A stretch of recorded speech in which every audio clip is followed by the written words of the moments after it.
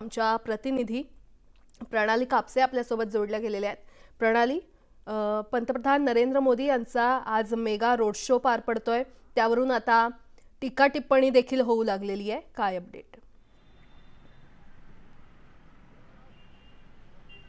साहजिक आहे, कारण हा दौरा सुद्धा राजकीय दौरा आहे। मुंबईमध्ये 5व्या टप्प्याचं मतदान होणार आहे। महाराष्ट्रातला ही शेवटचा टप्पा आहे आणि त्यामुळे आणि मुंबई ही देशाची आर्थिक राजधानी आहे। आर्थिक राजधानीवर वर्चस्व ठेवावं प्रत्येक राजकीय पक्षाची इच्छा असते आणि त्यामुळेच पंतप्रधान नरेंद्र मोदी हे आज मुंबईमध्ये येत आहेत, मोठा रोड शो करतायत। त्या रोड शोचा जो शेवटचा टप्पा आहे पार्श्वनाथ चौक, तिथं आपण आता आलेलो आहे आणि आपण पाहतोय की या ठिकाणी प्रभू श्री रामचंद्रांची एक मोठी प्रतिमा साकारण्यात आलेली आहे।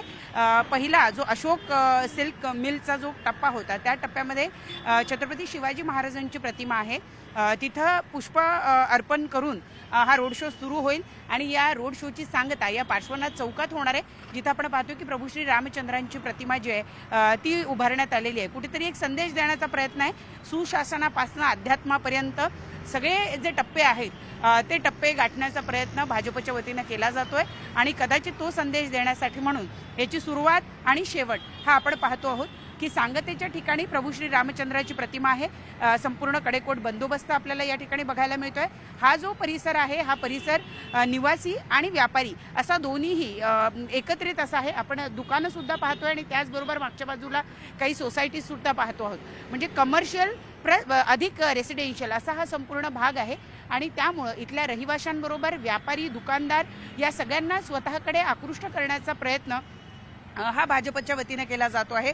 पंतप्रधानांच्या या रोड शोला जरी महाविकास आघाडी आम्ही पंतप्रधानांना रस्त्यावर आणलं असं म्हणत असली तरीही हा काही पहिला रोड शो नाहीये। मुंबईतला जरी हा पहिला रोड शो असला तरी देशभरांमध्ये अनेक रोड शो पंतप्रधानांनी केलेले आहे।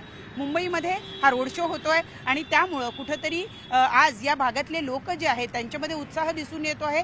पंतप्रधान आपल्या भागामध्ये येणार याचा उत्साह नागरिकांमध्ये बघायला मिळतो आहे आणि मुंबईतला LBS रोडवरून MJ रोड जो आहे MG रोड त्या रोडवरून मार्गस्थ होत मूळ बाजारपेठ जी आहे त्या बाजारपेठेतून मार्गस्थ होत पार्श्वनाथ चौकामध्ये हा रोड शो संपणार आहे, जिथं आता आपण या ठिकाणी उभा आहोत।